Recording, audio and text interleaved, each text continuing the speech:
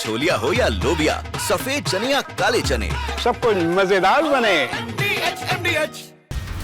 रूस को इतना बड़ा चकमा क्या यूक्रेन ने अकेले दिया? रूस के पूरे सुरक्षा तंत्र को क्या यूक्रेन अकेले भेद पाया? रूस पर अब तक के सबसे बड़े हमले को क्या यूक्रेन ने अकेले अंजाम दिया? रूस में MI6 का मजबूत गढ़ है। कई साल से रूस में ब्रिटिश एजेंट मौजूद हैं। रूस के कई नागरिक MI6 से जुड़ चुके हैं। रिपोर्ट के मुताबिक हमला AI की मदद से किया गया, जिसके लिए यूक्रेनी जासूसों ने बड़ी तैयारी की थी।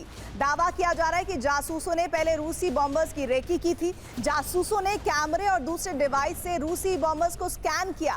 बॉम्बर की पहचान को डेटा सही तरीके से फीड किया गया और इसके बाद रूसी विमानों पर हमले के लिए डेटा को AI के साथ डेवलप किया गया।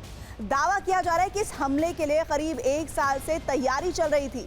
सबसे बड़ा मददगार जर्मनी और फ्रांस को माना जा रहा है, क्योंकि यही 2 देश AI वाले हथियार बनाने में इस वक्त आगे चल रहे हैं।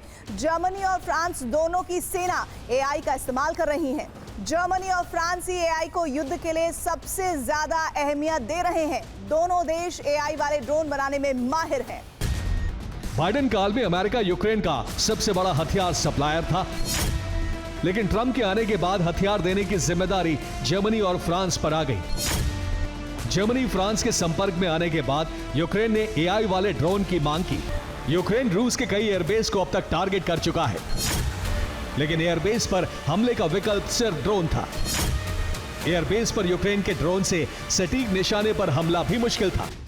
पिछले 3 महीनों में जो हुआ उससे जाहिर हो रहा है कि रूस में हुए हमले में जर्मनी और फ्रांस से मदद मिली है। ये HX2 ड्रोन है।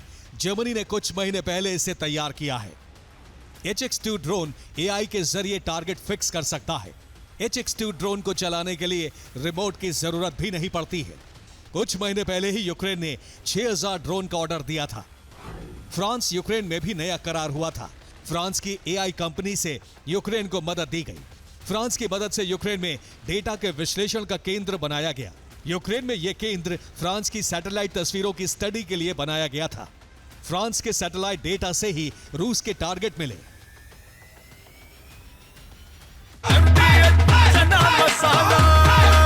अब छोलिया हो या लोबिया, सफेद चने या काले चने, सब कुछ मजेदार बने।